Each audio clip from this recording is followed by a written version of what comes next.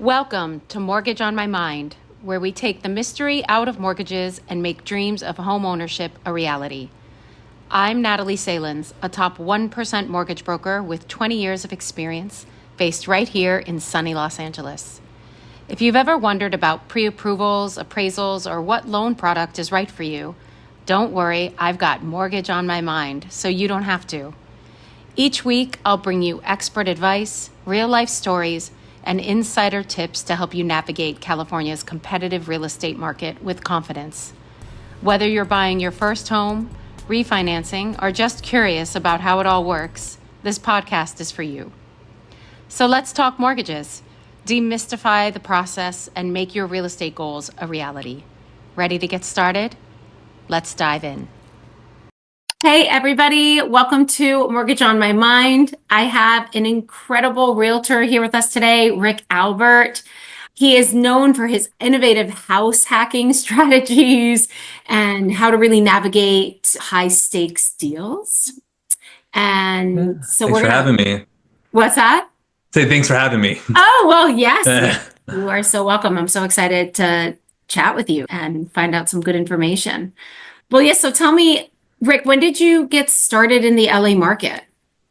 Yeah, so my first job out of college was actually working for an investment fund where I had to go. I was 22 years old. They gave me a bunch of cashier's checks, and I had to go bid on properties at the courthouse steps, right? Because this was like 2010. Okay. Right. So we would buy the foreclosures, then we might have to do cash for keys because sometimes there's still people living in there. And then we would fix them up and then sell them. Right. We'd be flipping homes. And would it be through auction basically? Or Yeah. were you buying them from the bank? Well, and they're all through auction. So you have to go to the courthouse. Yeah. And it's outdoors. There's all these people. And when you're 22, like fresh out of college, it's a little nerve wracking because the auctioneers, like they're talking so fast. Yeah. You eventually get used to it. And, there's even then, like, there's strategies on how to get the property. Right. Because, what people have done is they'll actually bid on properties they don't want because they want to bid up the price so other people's cash is gone because they bought that other property. They go away and then they get the property they want, things like that. But, yeah, so I started doing that. We got all the way up to the point where we were doing actually ground up development. So mostly luxury homes, just because that's how the numbers work in LA. And then we realized that we could do a lot better than a lot of agents out there. I'm sure you know a lot of agents. Some are great, some are not so great. And then you have the people in the middle. So that's kind of how we got started and how I got started. And so I work with a lot of clients. Oftentimes they are investors. Sometimes they're not. They're just looking for themselves to buy and sell. But yeah, so that's how I kind of got started. And then I started doing my own investing. Bought my first place in 2015, bought my second place in 2018, and then I've been doing a lot of investing out of state. That's so funny. I kind of had the same story. I bought investment property before I actually bought primary property. Mm-hmm. Started just about 10 years ago as well for myself. Yeah. Yeah. Oh, go ahead. Yeah. Oh, so yeah, it was one of those things where when I bought it in 2015, it was a fixer condo. I bought it, I lived in it, rented out the other bedroom, but people are like, it's 2015. Are you sure you want to buy? And I'm like, yeah, I'll be fine. Yeah. And then my fiance at the time, now wife, we bought the second property. It was like 2018. Oh, the market's going to crash. I'm like, probably not. And so far we've been doing okay. Yeah. Yeah. And all those other people, they're still renting. They're still naysayers. I'm like, okay. Sure.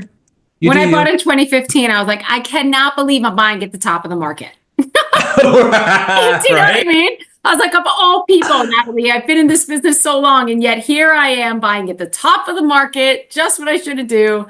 My house has doubled or more, of course, from then when I thought it was the top of the market. It's just hysterical, Yeah, I sold that condo 7 years later for about double what I paid for it. Wow. Yeah. That's amazing. Yeah, exactly. So what do you think sets you apart from being an excellent agent and being an okay agent? Like, why did you think that you were better as an agent due to this history that you have with, investors and building ground up and stuff? Sure. So there's two big things. One is I got a crash course on Los Angeles because I moved down to LA and we were working in all these different neighborhoods. So I'm able to actually have detailed conversations with these people when they're like, here's my budget, here's a lifestyle I want. I'm like, great, we've actually done work in this area. Right. Got it. Versus not all agents can say that because they've never even driven through those neighborhoods. Yeah. Yeah. Most they Right? stick to a niche area. Yeah. Exactly. And then the second part is I've done or I'm doing what a lot of people want to do.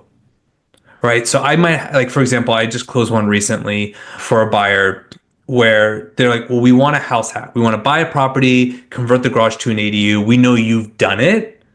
And that's why we want to work with you. Right. And is that what you mean when you say house hack, when you say, innovative house hacking strategies? What does that mean exactly? What does that entail? Sure. So there's two ways to do it. Basically, in either case, it's a primary user, right? A primary owner. So you get the lower down payment, right? Whether it's my first one was 10%, second one was 3.5%, which was technically 0% because I used a HELOC from the first one. And you live in it, and then you either rent out other bedrooms or you might rent out another unit, right? So or a combination of both. I have clients that do that as well. So the idea is that it's like a hybrid, which is great because if you're just starting out in real estate and especially real estate investing, you're kind of getting firsthand experience, right? Property management experience, but you also live there. So like, yeah, if the numbers don't quite work out as well, but you're living there, you'd be paying rent if you didn't own it. So then you bank on that time and that appreciation that you wouldn't have otherwise. So I bought my condo, fixed it up, got a roommate. And then when we bought the second place, we did what's called the FHA 203K loan, which is a renovation loan. Yes. I love the program. It's a pain in the butt, but I love the program. It is. I always say you're going to work really hard for it, but money Very isn't much free. so. Money isn't free, but most people are so satisfied at the end because it's the floors they put in and the kitchen they wanted. And, rather than buying a house that's flipped, they get to go in and flip it themselves kind of thing. Right. Exactly. And you do it how you want it. In our case, we did a remodel and addition of the main house, and then we converted the garage to the ADU, the accessory dwelling unit, which is like a rentable guest house. Of course, like most projects, went over budget over time. So I told my new wife, I was like, fun fact, we're moving into the 360 square foot ADU, and we're going to rent out the main house. Yeah. And she just looked at me. I'm like, we're doing it because that way, if we ever want to refinance, we can still do it as owner occupied. And so we lived there for 2 years, which was amazing because when I start working with clients about ADUs, in terms of designing ADUs, I'm like, look, I lived in one. Here's what I liked about what I did. Here's what I would recommend you do. Because I see a lot of ADUs on the market and they're not designed well. Yeah. They're not designed for maximum rents. True. Well, because a lot of them are a space that people are trying to shove themselves into, like a small garage, or, they're trying to, instead of building. Right. Yeah. But even things like washer dryer hookups, not all ADUs have that. The biggest one for me is actually privacy. Like window placement is really important. Mm-hmm. You don't want ours is set up to where the front door has like a built-in window, and then we did 2 French doors on the back. There are no windows that look into the yard. So it's completely private, and our ADU has its own private backyard. Got it. Yeah. Right. I have a client that did a 203K just to build an ADU. Mm-hmm. And I remember when we were doing it, I was like, this is going to be tricky because FHA doesn't normally allow for a building of an ADU as part of a renovation loan. But we did. The front house, he didn't do really anything to. And the real question was it going to value? Right. Because an FHA has to value, you buy the property at $1 million, he's putting 250 in. It really needs to value even a little bit above it because they take a padding, right? So it needed to value at 128 or so in order for us to give him the funds of 250. And sure enough, it valued at 1.4.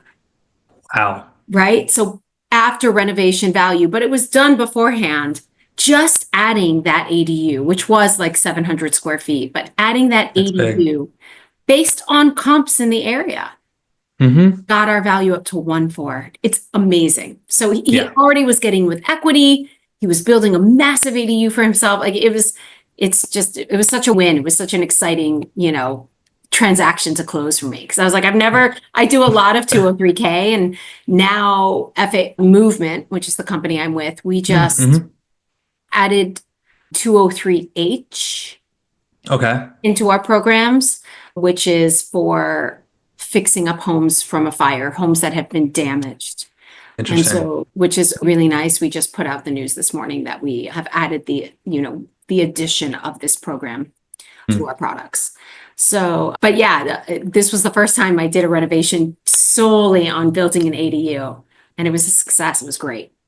That's great. Because Yeah, one of the challenges I had when I did it in 2018 is like there wasn't enough comps. correct. That was my fear. I was like, Yeah, guys, right. we have to pull comps for a home with an ADU because that's the only way he can comp it, not with a guest house. That's not really going to get us anywhere because Right. ADUs are more special. I know Fannie and Freddie think of ADUs, and I have to tell clients this all the time. Most investors think of an ADU who are not from LA in particular or Hmm. California as a glorified guest house. That's it. Right. If you live here, you get to rent it. Yeah. But in their eyes, it's just a glorified guest house. Right. So how do you value that in the eyes of like a big insurance company lender like FHA? But sure enough, there are so many now in Los Angeles that it works. Yeah. And that's why when we did our first refinance, we did the FHA Streamline refinance because we Yes, knew they wouldn't do an appraisal. I'm like, good, because there's no comps. I just need to get my interest rate lower. That's all I needed. great. Yeah. Right. So yeah, you get creative, and I'm a big fan of the ADUs. I think that, it has its challenges. I mean, in terms of complaints I'm hearing is more because more and more homes are doing it in a given neighborhood, it starts to create congestion because it turns into a multifamily neighborhood, Yeah, true. but it's like LA, New York, wherever. It's like we need affordable housing. Yeah. This is the only way to do it. So you're either on board or you're not. hmm I heard something, this was a couple years ago though. It was like for the population of LA, we should be creating 320 to 340,000 new units a year. Yeah, Yeah. I heard something similar. And I think last year we created something like 130. You know what I mean? So we were just grossly underbuilding. There's no space as well, but like for the population, we really do need more housing. Yeah. It's just that simple. Yeah, I agree. And it's also And that's why it's gotten values to stay up. But right. But it's also too expensive to build. People get mad at these developers for building these luxury homes, but it's like I don't think you understand. It's like you now have to add solar panels for brand new construction. That's 30 grand. You got yeah, to do rain barrels, and like yes, they all have good intentions, but at least in my experience, buyers are not paying a premium for solar panels. I've yet to sell a home where a buyer was like, "I'm going to pay extra." yeah, which is Because of, silly. I've had a couple ones and it just honestly at the end of the year, two files. They both closed though, thank goodness. But that the solar panels, guess, weren't disclosed by the seller or the agent. They didn't know about it. And it's not about knowing about the solar panel, it's knowing about the lien that comes with the house because those are right? a disaster. So that's where the issue comes. So there was a lien, it was $30,000, and the Oof. buyer did not have the extra 30,000, and Right. the lien would not transfer to the new buyer. They Wow. didn't like the buyer's credit, the company who held the solar. But yet you're willing to give out $1 million loan, but this other company's like, now we're The good. solar company wouldn't do it. They didn't like it. Ridiculous. Right. So the seller had to pay for it. They had to. And we had to work out a deal where the buyer did a private loan with the seller to pay, like basically Oh my the seller gosh. became the lien holder of this solar, even though he was, backing himself out of the property. But yes, it's the way to sell. We had to do this with both clients. It was a very similar situation for both. We basically had to tell them how much worth solar is because it really is. Hmm. Like they didn't realize that, like having now to pay the seller $300 a month actually ends up saving them around 100 to 200 a month because Hmm. their electric bill would be at least five. Right. So, Yeah. I don't know why solar doesn't add value to a property. It's a huge value. I wonder if part of the concern is like it's just like any other system, right? So every year systems get older. I don't see people paying a premium for a brand new roof because they're expecting a roof to be working. Correct. or like an HVAC. So Or even, I wonder if that's part of it, but I think at least what I'm seeing is it's really more of just the low inventory. It's like we don't care if it has solar or not. We need to buy a house. mm, yeah. If there was more on the market where it became more of a balanced market, more of a buyer's market, then maybe that solar panel might make a difference because now you have a Mhm. slight competitive edge. Right. Interesting. You know? But yeah, Um, that's some of the stuff I'm seeing. yeah, yeah. I think solar is amazing. So, what would you say are the biggest challenges for purchasing in Los Angeles, like buyer challenges? Yeah. So, getting approved for a loan, the process itself is easy, right? It's your credit, debt, income, we move on. But the challenge is actually getting there, right? So if the average price point in LA is like 900,000, it's like not everyone can afford that, which is kind of a bummer because you have people making 75, $80,000 a year. That's good money. Decent. But Yeah, yeah, right? Like you go anywhere else in the country and people are like jealous of it. So that's one of the biggest challenges, which is why a lot of my clients do look into house hacking or renting by the room because like it doesn't have to be forever. Right? It's just like, okay, just for now, like what we're doing in our household, we used to count our ADU income as our personal finances. This year, we're like, no, we're going to put that all into our rentals account and we're going to pay the mortgage 100% ourselves because our goal is to eventually buy. So we want to get used to those higher payments. totally. So it's a way to kind of learn. So there's some of those challenges. You do have the challenges of low inventory, right? So, people are like, well, this is what I want. I'm like, I understand what you want, but here's what actually exists. Right. Yeah. Yeah. So we still see some of that and people just have to make that compromise. I tend to notice with a lot of buyers, they're in like two camps. They're either super picky or they're super broad as to what they want. And eventually it comes together. Eventually, the super broad starts getting more specific as they start seeing homes. The super specific start realizing that what they want doesn't exist. And it's about kind of managing those expectations. Managing expectations. Yeah. And how do you do that? Do you put them into a different zip code? Do you help them through the price ranges of maybe taking them into townhomes? How would you say is? Yeah, so it depends on the buyer. Let's say they're looking for themselves to live in. One of the first questions I ask is, what lifestyle do you want? Because what lifestyle they want, they may be able to achieve in multiple neighborhoods, right? If they're like, oh, I really like walkability and I really like, Hancock Park, which is, the average price there is probably 2 million and up, right? Yeah. Right. So it's like, okay, but there's also walkability now in Porter Ranch, right? There's walkability now in Sherman Oaks. Like there, you might be able to achieve a similar feeling, Highland or like Park. Highland Park's a great one. Toluca Lake, I love Toluca Lake, Yeah. right? Love. We would see when we sold in Toluca Lake, we would actually see a lot of buyers come from Hancock Park Oh, interesting. Oh, yeah. because 'Cause it's kind of like a similar feel to it. yeah, it's Yeah. similar small town feel, but you're in a big Yeah. city. So, that's usually how I start. I always start with like, what lifestyle do you want? And then we also do go into your budget. And that's when I start sending them, say, look, you want to be in Hancock Park. Here's what's available. You can see that it's out of your price range, but I want you to know that it's there. Like, I don't want a client to ever feel like I'm ignoring them. Of course. Yeah. Right. Well, we all want the best for them, but how do we manage that with their comfort levels as well? Like Mm-hmm. when I pre-approve a client, when somebody is W-2, we normally can take their pre-approval much higher than what they're actually comfortable spending. Right. And I'll always take them to the point of what I feel that they're comfortable with. So we'll say 900,000, this is the payment, this is what it looks like.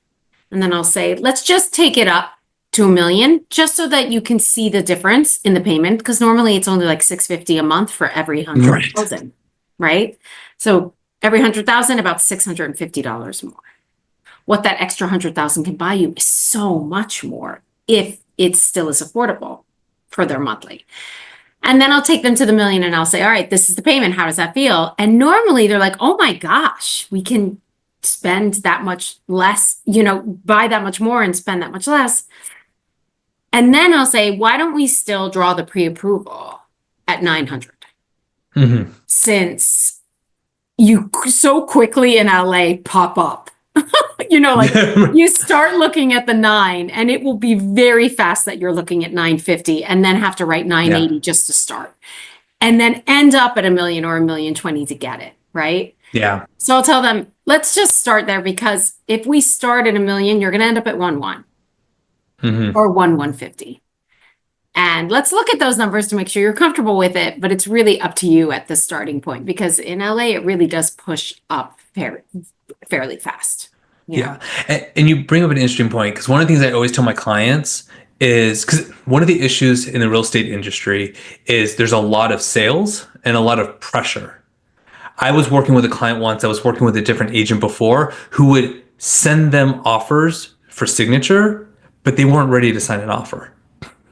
Oh. Like they weren't, it was like super aggressive. And so I tell all my guys, like, look, I'm not the one living there. I'm not the one making the payments. I'm not the one paying the utilities. So my job is to tell you things that might be of concern, that I might point out as we see homes, but I'm almost, because I have done it before, but I've almost never told a client not to buy a property. Right. And then I give them examples of the 2 times I have, and they're like, yeah, okay, that makes sense. Right. Like I had a client, we were looking at a property and it backed up to train tracks and was right next to a skate park. I'm like, you're not buying this house. He's like, why not? And the train goes by and the whole house is shaking. I'm like, yeah, dude, we're leaving. Yeah. But good try. I mean, haven't you told people no because of inspections and stuff? Yes and no. Or you always find a way to fix the property and negotiate with the seller or something? Everything costs money, so everything can be fixable. So it does go back to their comfort level. If it's something where it's like, look, this property is going to be a teardown, and if you don't have the money, sometimes my clients take my advice, sometimes they don't. Right. It happens. But, because most things can be fixed, it doesn't really hurt. Right. And I tend to work with, like, even on the investment side, a lot of our inspectors, things like they also don't scare the clients either. Only once have I had an inspector actually tell us not to buy a property. Even the geologist, because apparently it was Hillside, it was in Sherman Oaks decades ago. And there was 2 major issues. One, the seller put on tile roof. Why? Because it looks pretty. Problem, it wasn't built for tile roof. It's heavier. So the whole thing was starting to collapse. Oh, wow. But the geologist is like, yeah, this part of Sherman Oaks, the soil expands. The house is actually moving forward. We're like, so we're not buying it. Yeah, exactly. Exactly. But yeah, it goes back to like, look, it's your comfort level. Here's the prices. Here's some surprises. Right now, especially on the investment side, I tend to have my clients shy away from homes where there's disgruntled tenants, unless they have the experience. But for my clients that don't have the experience, they're like, well, I can deal with it. I have time. Like, I just spoke to someone that just has already spent $10,000 in legal fees and the tenant's still there. Yeah. Like, it's an issue. And then it would, I can't even. Right. I have so many stories about, landlords don't really have it great in LA, but what we do have is the building of equity. So as long as you're even just breaking even per month on mortgage and taxes, insurance and water, whatever those fees are, management, you're at least breaking even and not losing too much money, then it's the investment into the asset of the home. It's the gaining of equity. Well, and what I talked to a lot of people about with rent control is it can actually work in your favor. So they've done a lot of studies on rent control, and rent control actually hurts tenants. It actually makes housing much worse because there's 2 big issues. One, there are investors who do not invest in LA. One of my biggest clients, I was helping him buy an investment property. I've helped him buy like 3 or 4. Now we're in the process of selling them. He just doesn't want to deal with it anymore. So that keeps inventory low. But now you have what's called an overconsumption of space and an underconsumption of space. So take a couple, they had 2 kids. They're renting out a 3-bedroom apartment in LA like 20 years ago. Rents might have been $800 a month, right? Now, because of rent control, they're only paying like $850, $1,000 because the landlord never kept up with it. But their kids are grown. Their kids have moved out. They don't need this 3-bedroom. But they know that if they move, rent's going to be so much higher. So they stay put. Sure. Well, that, again, keeps inventory low when all these new people are trying to move in. They can't find a place to stay. So it actually keeps rents very high in LA, generally speaking. And it generally keeps vacancy low. Because these people who should be moving aren't moving. So it keeps rents high because you have to charge more on the because there's no options. So if there's something that's vacant, you can right, charge much higher because where else are you going to move? right. Supply and Right? demand, supply and demand. Exactly. It keeps supply low. Right now, we are seeing somewhat of a lot of inventory, much more than we have in the past. Really? But I'm also seeing it across the United States. I have vacancies in other states that have been vacant for months.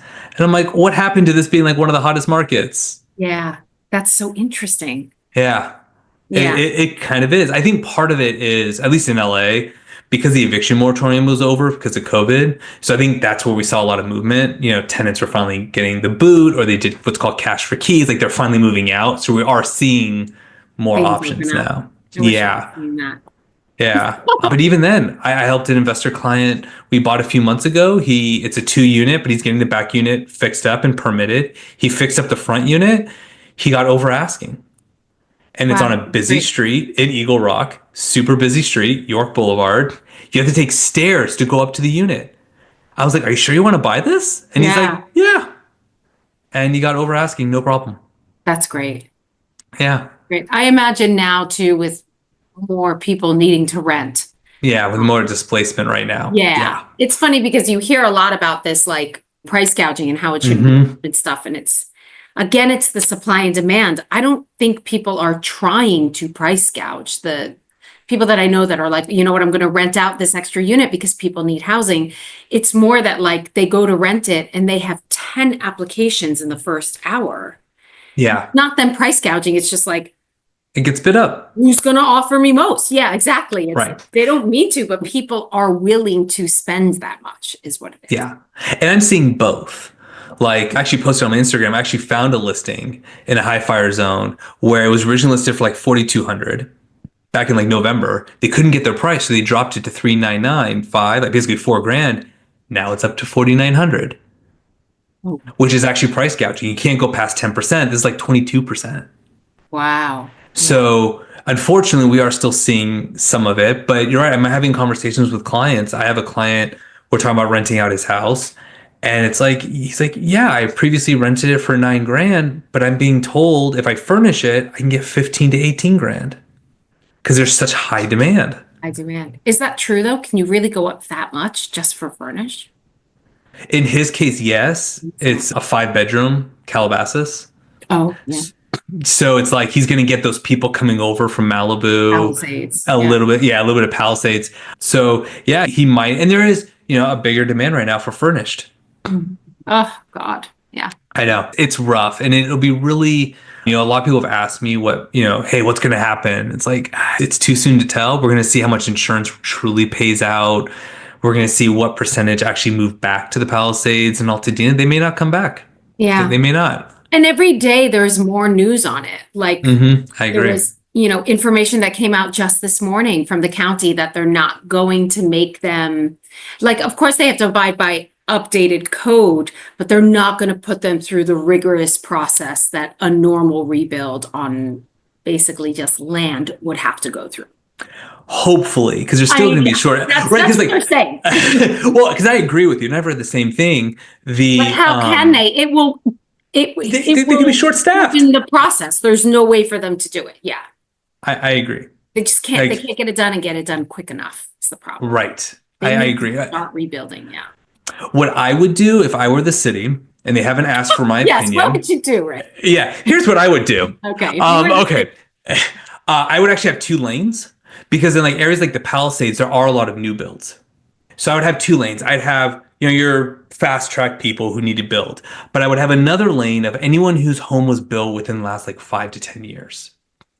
Because those, you just need to make some tweaks to the existing plans and submit. Yeah. Those can be turned around really fast, and it kind of opens up the lane for everybody else. Yes. I mean, in Altadena's case, there aren't many homes that are Correct. new builds 5 to 10 I agree. years. Like, Yeah, Altadena is a very different case. Yes. Altadena and Pasadena, they have similar challenge to Palisades, but on a much greater scale. Those homes had so much character, and it's just, it costs too much to build. They're afraid of like big contractors coming in, like Rick Caruso's coming in and building right now because they will change the essence of the area, which was so special and unique, Yeah. Yeah. And they're not going to build those same homes. It costs too much money. Yeah. All that detail. I know. I know. Right. So, yeah, in those types of areas, that would be a problem. Palisades, because there was some new construction, as long as they're okay with building the same size as before. Yeah. Because that's something that not everyone's talked about, is you used to be able to build about half the lot size. Let's say it's a flat lot. Now I think it's down to like 40%. So they lost 10%. So as long as they're okay with going back to whatever size it was before, then they can recycle the plans they already have. Right. They actually call that so it's a rebuild letter or a fire letter that we like. As a lender, we've had to get these on a few different houses, especially in areas like Pasadena, where you need a rebuild letter from the county if the zoning is a little bit different, or it was a duplex and now they kind of changed it into a single family, or it was a single family and they kind of shifted it. So you get a rebuild letter or a fire letter, which basically means if the house burns down, that you can rebuild in the exact same manner that the house was standing, and not necessarily build to the code that the COO was given, the cert of occupancy, right? Right. So there are a lot of ways around, they should be at least applying to that standard a little bit. Yeah, I hope so. And they probably will. Yeah. You see all one of my favorites was this whole thing was like a conspiracy because they want to build like a train track or something through the Palisades. And I'm like, probably not. There was too much money there. Yeah. Right? Like there was just too much money and probably a lot of donors to various political parties. Yeah. Yeah, that's not happening. But I'm maybe there might be hopefully some influence. Hopefully Karen Bass, the mayor, is going to get some pressure to be like, yeah, we got to speed this up. Yes. Like we're going to have to make exceptions. Yeah, I think they're going to, from what it sounded like this morning, they're already starting to figure that out for people. Yeah. Like they said, they have to, of course, build up to the current code, but still that they won't put them through the rigorous process of. Right. Which was one of the big issues. You have the Coastal Commission. You have so many hoops. Yeah. So, yeah. Well, we got a little bit off topic, but. Yeah, but hey, no, well, it's important. Goes, you know what I mean? Yeah. Well, I mean, and some people, they might have to finance the construction if they're underinsured. Yes, absolutely. Yeah, and I think a lot of people will end up being underinsured, but there's so many. Majority. Yeah, especially the rebuilds. They say the rebuilds will take place and be covered, but a lot of belongings won't. So it just depends on how you were actually insured and if they'll cover what, Maybe that's the workaround. Maybe it's like, hey, look, we had all these line items for your policy, but we're just going to move those line items into the rebuild because that's what's most important, and go from there. Yeah, we'll see. Yeah, we'll see. We'll see. Definitely interesting right now to see also like which insurance companies are responding fast and getting back to my clients, because one of my clients hasn't even talked to the adjuster yet. Like can't get them to call them back. And then one of my clients already received a check. Oh, wow. For their housing. Yeah. So, I mean, it's incredible to see, the difference. Oh, yeah. And a lot of it, sometimes you're in shock, right? So it's like, what do I do next? Some people don't know. I interviewed someone recently. I posted on YouTube, an insurance agent. So like we're giving all the tips. Here's what you need to do and all that. But some people, they're just not in the mindset. Yeah. I think, I don't know if I'd be. If I lost my home and areas like Pasadena, Altadena, it's very tight knit over there. Yeah. Oh, for sure. For sure. Altadena is such a community. Very much so. Lots of my clients there. I tend to work a lot in Nila, which is Northeast LA. Yeah. For those listening. Yeah. For those listening. Right. Northeast LA, which is a lot of Altadena, and a lot of my agents work there. And, it's been a tough time and tough conversations the past couple of weeks. No question. Yeah. Oh, yeah. Some people lost their insurance in December. Some people,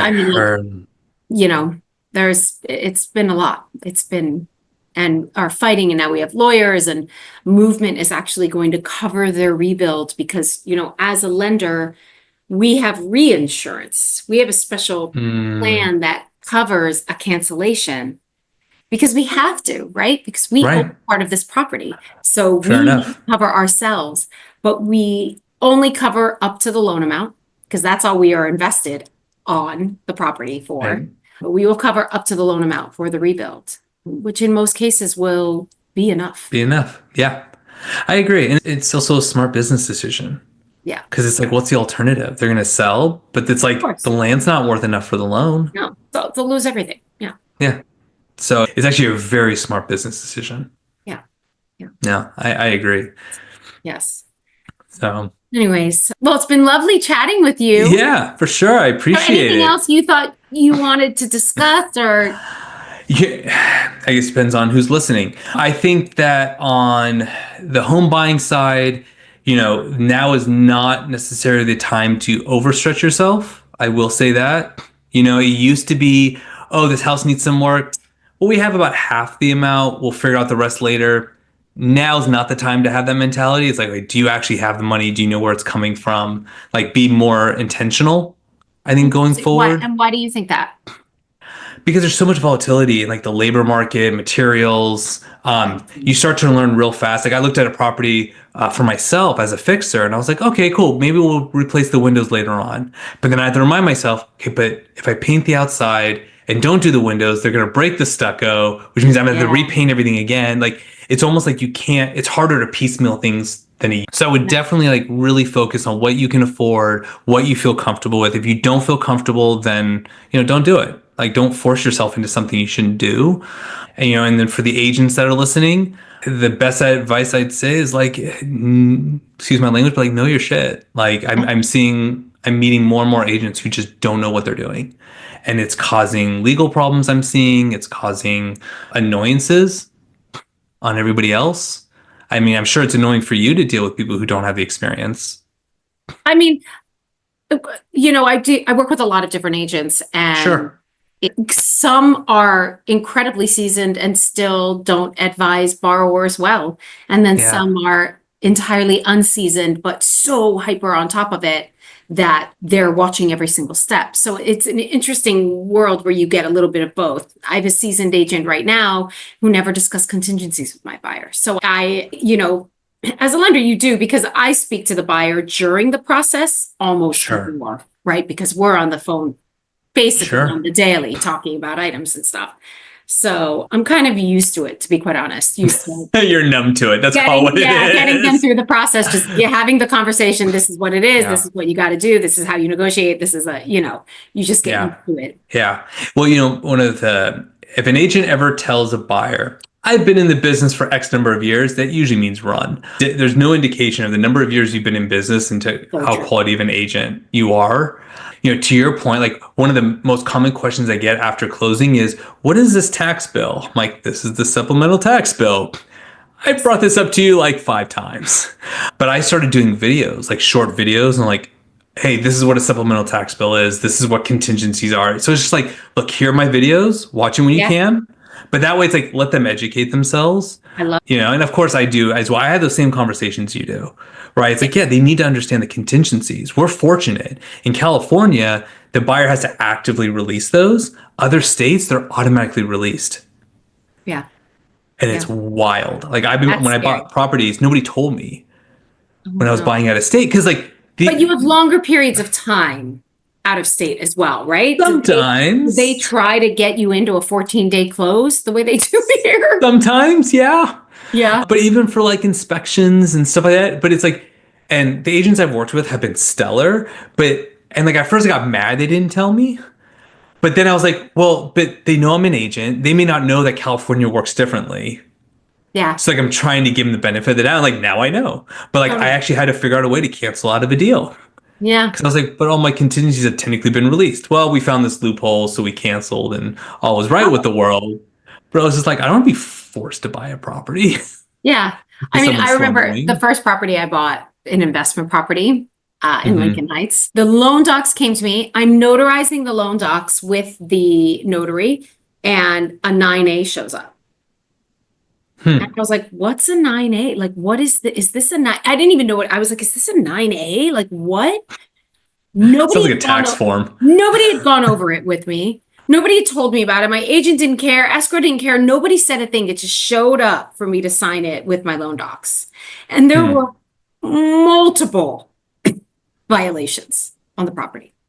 Interesting. On the 9A. And nobody had talked to me about it. And I'm at doc signing. And I'm like, That's wild. I guess I'm going to sign this, but I can't even go back to the seller at this point and be like, fix this shit. It's not, Right. like nobody had even told me. So it is an interesting, you definitely, whoever is listening, you want somebody who's seasoned. You want somebody who understands the process. So you don't have moments like that happen to you where you feel backed into a corner, And don't be afraid to ask. I've had clients like, oh, this is a stupid question. This is one of those things. You're buying a $1.5 million home. There are no stupid questions. There's no stupid questions ever. Absolutely not. Why would you know any of this? That's what I Right. Ask me everything, because why would you, in what world have you done this and would understand it? It's a lot of information too. It's a lot that you have to understand to know. Yeah. I think between inspection reports, loan docs, I think it comes out to like 700 pages worth of stuff. That's funny. I always say there's 300 things that I need. People are asking us to do like a 12-day close or a 13-day close. Like, I still have to get those 300 things. So it's up to you. Like, do you want me to get them in 12 days or do you want me to get them in 18? Yeah. Like, we'll do it if we have to. If we got to get them. Oh, for sure. Of course, but it just means we're talking a lot and you have to get me stuff faster, basically. Yeah. What I've told a lot of my clients, I'm like, once we enter escrow, I handle as much as I can. I just need you to focus on the lender. That's what I tell them, because for that very reason. It's just like, you guys need a bunch of stuff. I've worked with lenders where they ask for the same stuff again, but it's like, it's fine. Just give it to them. Don't fight it. Just give it to them. You never know. That is such a pet peeve of mine, but yes. I get so mad at my assistants if that happens. Yeah.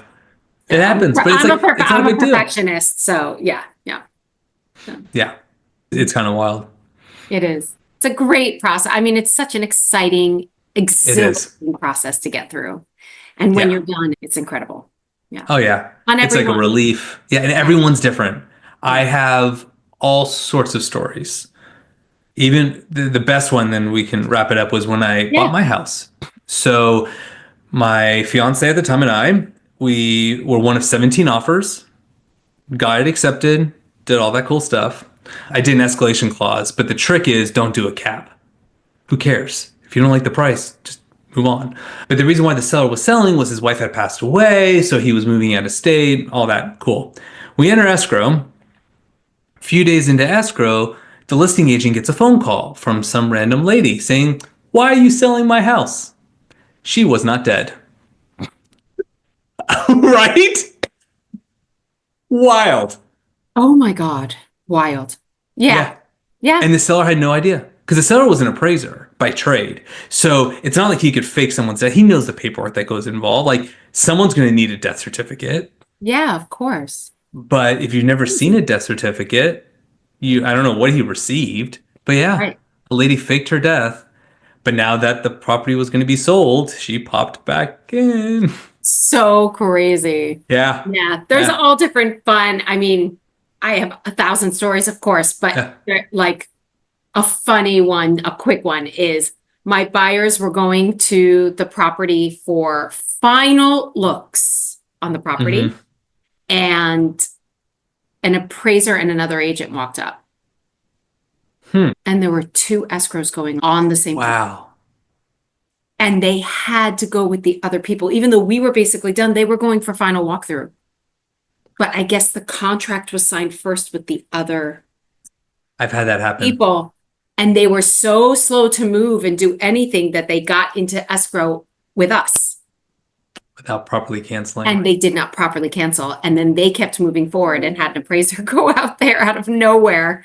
And there was nothing that the seller could do and nothing we could do. So we were like, we're done. I'm about to draw docs. Yeah. Yeah. It's wild. I've had close to that. I've had it where I represented a buyer and the seller accepted 2 offers at the same time. So we had to fight it. And I had to be like, no, we were first. Wow. Even though we were less. But it's like, no, we were first. There it is. That's what happens. Yeah. So it's never a dull moment. It is. It is. Well, it's been amazing talking to you. Yeah, likewise. So much for your expertise and knowledge and input. And it's I appreciate the opportunity. Yeah, always. This has been very interesting and lovely. Thank you. Very nice. Thank you so much. Absolutely. Thanks for listening to Mortgage on My Mind. If you're ready to start your mortgage journey or have any questions, I'd love to help. With 20 years of experience, I make the process as simple and stress-free as possible. Check the show notes for my contact info, and don't forget to subscribe, leave a review, and share this podcast. Until next time, I'm Natalie Salins, here to help make your real estate dreams a reality.